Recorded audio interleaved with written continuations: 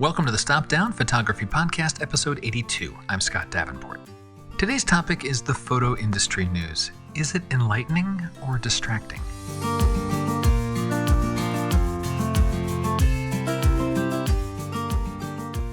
Hi, welcome. Thanks for joining me. I'm glad to be back with you for another chat about photography, this shared passion of ours. And in today's episode, let's take one more step on our never-ending journey of photography. As you well know, I'm a landscape photographer at heart. It's the beauty of nature that drives me to pick up a camera and capture a view of the world. I'm also a content creator with a photo business, and I predominantly create photo education material, YouTube tutorials, books, video courses, this podcast, of course. And as such, a portion of my photo brain pays attention to news from the photo industry. This week, as I was absorbing some product announcements, my non-business brain got thinking, for the photo artist in us, is the photo industry news enlightening? Does it help us in creating our art? Or is it all just a big distraction, and a distraction that doesn't advance us as artistic people? I have some thoughts to share in today's podcast. And if you enjoy the podcast, please share it with a friend on social media, with your camera club. And if you can, please leave a rating for the podcast. Current ratings help other photographers find out about the show. If you're an Apple Podcast user, you can rate it directly in the app, or on the web, you can use podchaser.com. Now, I freely admit, when I read the industry news, my leaning is more toward the post-production side of the industry because that intersects with a core component of my photo business. I tend to skim over reports about new cameras or new lenses, unless, of course, I'm in the market for one of those. But what prompted this topic is two announcements happening this week. And for the record, neither of these announcements in and of themselves are unique in the sense of causing this, enlightenment versus distraction kind of arguments. This podcast isn't like an angel on one shoulder and a devil on the other, and these specific news stories playing the titular roles. This is a generic thing. How much of the photo news is meaningful to our craft, and how much is marketing or just noise? And I think that's applicable to a lot of industries, right? A lot of hobbies, a lot of passions outside of photography. But anyway, so these two announcements. The first one came from On One. They announced Photo Raw 2022, the next major update to their flagship editor. Cool stuff. I'll talk a little bit about some particulars later in the podcast. The second announcement actually hasn't quite happened yet as I record this. I know it's coming, but I can't talk about it yet, and so I can't say anything more than that. I'll make a mental note to talk about it more on next week's podcast if there's enough material to talk about. But the early notice, I will say, that some of us in the industry got, it was kind of vague, honestly. But I'm reading through the details in these announcements with my business hat on, right? What information do I think is important for my audience? What features look interesting? And not just for me, but I want to know what features look interesting in general to many photographers. What's confusing? What needs more explanation? And I'm making these notes about what I want to say in blog posts or videos and maybe follow-up articles to dig deeper into certain things. But that's all Scott the business guy, not Scott the photographer, the visual storyteller. That version of me takes a second pass at all this material, and I'm rereading things, and I'm asking a basic question. How does this product or this feature make it easier for me to create my images? Faster workflow, maybe simplified steps, better control, better results. These are basic questions that apply to any product, a camera, a lens, a software, tripod, and so on and so on. If you've listened to the podcast for a while, you know this about me. I want to know, what problem does this new thing solve? And is it a problem that I have that I need to solve? Okay, so up until now, it's all pretty standard, right? And the question I posed at the top of this podcast, is the photo industry news enlightening or distracting? I'd put all of this in the enlightening category.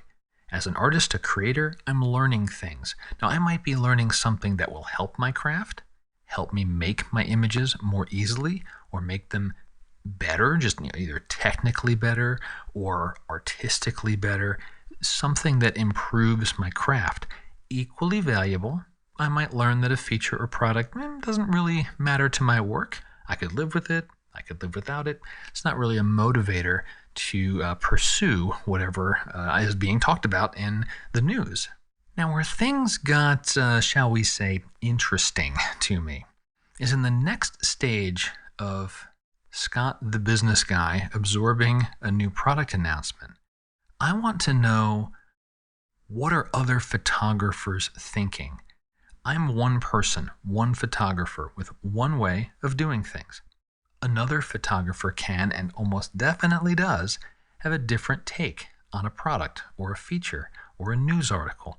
Their needs, their art is different, and something that might resonate with me might not work for them, or vice versa. I like to consider those cases, once again, as Scott, the business guy. So I start reading what other photographers are saying about these announcements. And yes, we're talking internet forums here, right? So some of these are private folks that get pre-release information like the press, and some of them are more public. But I am honestly getting flummoxed by what I read. And yes, I'm going to use the word flummoxed there. I think it's a great word to describe it, because the focus of the comments wasn't really about the products and how they would apply to a person's photography.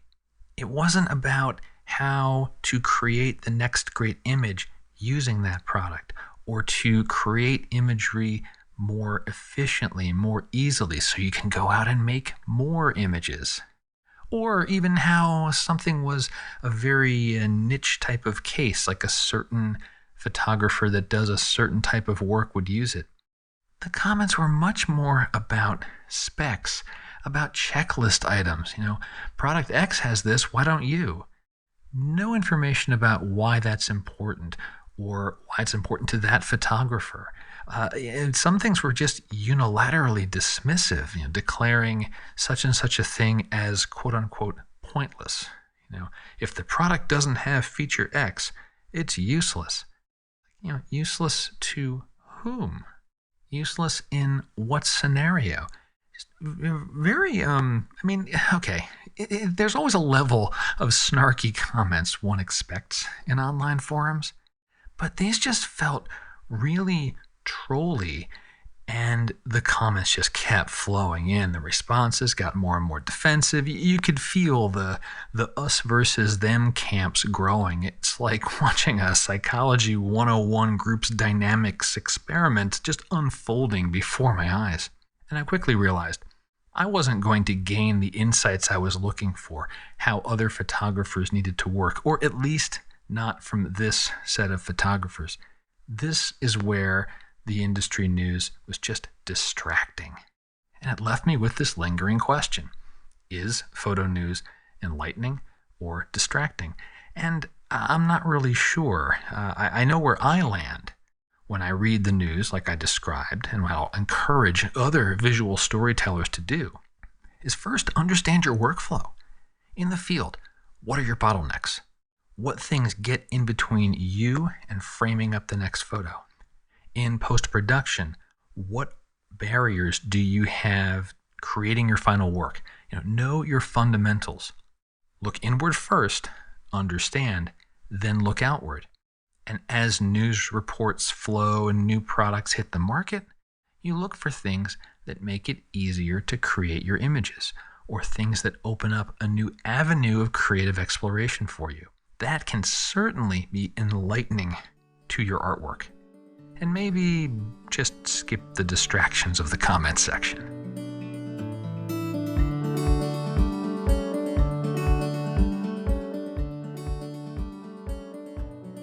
A further thought about internet forums and online camera groups, comments on the photo industry, they're not all bad, of course. Public comments on press releases, well, that could be anyone, anything, including robots leaving the comments. Trolls live for those kind of spaces. But, there are smaller, trusted forums that are quite good. They can be a very good thing. Your local camera club, a group of local photographers, maybe users of the same camera system, that kind of thing. The set of photographers you find that you trust their thoughts, their opinions, and you value their input. Actually, one of the few reasons I still have a Facebook login is because of just a few private groups. Those are generally low traffic, but high value. So maybe if there's an industry story or a new product or just something in the news that makes you start thinking, and you've already examined it from your artistic standpoint, raising the topic among your trusted cadre of photographers, that might be the best way to get a broader view. And you might gain something that will further your photography. So the one news story I mentioned that is public is from On1. They announced On1 Photo Raw 2022. I've got a video on YouTube and a detailed blog post with all of the new features and things they've added into the software. It looks very intriguing. There's 5 features I think are really, really strong, and there are at least 5 more that are nice improvements to an already strong product. I'll put all that in the show notes. I also have an offer code that will save you 20% if you're buying On1 products. But let me recap the announcement for you and the main features that are in Photo Raw 2022. So the 5 things that jumped out for me is the first is Photoshop plugin support. So you can run a Photoshop plugin from directly in On1. You don't need Photoshop, but if you have other applications that have a Photoshop plugin, you've got a seamless workflow. If On1 is your photo hub, you can tap into those plugins and just run like you would want your plugin workflow to work. It's a really, really nice addition. Second thing is SkySwap AI. Yes, On1 is entering the AI-powered SkySwap arena. And the thing I think is nice about what they've done in their 2022 product is the mask that gets created by the AI for finding the sky. It is just that, a mask. So you, the photographer, get to maintain control. Let the AI do the heavy lifting. You need a little tweaking. You have all those masking tools that we know how to use, and you can refine things exactly the way you need them. Number 3 on my list is No Noise AI is now integrated into Photo Raw. So you've got a really solid, rock solid noise reduction technology in your normal raw workflow. That's very compelling. You're not having to kick it out to a different application, creating yet another raw file like a DNG. You can do that. We've been doing that for years. But this, if you're an On1 centric user, this streamlines workflow even more. Fourth one is time-lapse creation. So this is a new thing. They've added a feature to create a time-lapse video from a sequence of stills. Pick all the stills, select them all, and fire up this time-lapse tool. You can create the MP4 video there. It's got a variety of options, some things about detecting flicker and aligning frames if need be. So if you're a time-lapse photographer, that can be interesting to you. And number 5 is a new export experience. They really just overhauled the way export is presented and works. If you're an On1 user today, it's kind of crammed over on the right-hand side in this long column. Well, now it's a proper export pop-up. The presets are much more obvious. You can select multiple presets if you need to export the same image at different sizes or different file formats. All of that stuff's there. Way more control over metadata, watermarking, file name creation if you like to name your exports in certain ways, including the metadata from the photos and the names. It's just a much richer export experience. And then a bunch more stuff too that was in there.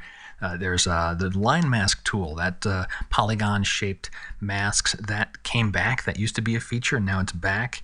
There's a backup and restore feature for all your extras, your presets and your textures and all those things. You can back them up, restore them to a different computer if you're moving computers. That's all nice. Browse got some new features. Favorites area for really quick access to the folders you're using. Customize your thumbnails. Gesture support. So if you use a trackpad, whether you're Windows, Mac OS, you got gesture support. Apple Silicon is supported too. I've been running the prototype, the pre-release, I should say, software on an Apple M1 MacBook, and it's really snappy. So that's kind of all the stuff that's coming in Photo Raw 2022 from On1. We want to see more of this stuff, a little bit of it in action. Check the show notes. Head over to my blog. I got a video there as well. You can see all the details. Thanks to everyone that supports this podcast, my YouTube channel, my website, through comments, reviews, shares, likes. All of that is appreciated. And all of those things are zero cost ways that you can support this show and the other work I do in the photography arena. Of course, if you want to support the show financially, you can make a one-time donation. There's a link in the show notes. There is a support the show button on every page of Stop Down Podcast. And a special thank you to members of the Patreon community. It is your pledges that make the podcast possible. The podcast does cost money to make, and month in and month out, folks on Patreon are there, and their pledges keep the engine running on this show. If you're interested in learning more about all the ways to support the show, again, check the show notes or hit the support the show button on any page of stopdownpodcast.com. And that'll wrap it up this week. A mental note for next week. I'll talk about this other announcement that hasn't quite happened yet.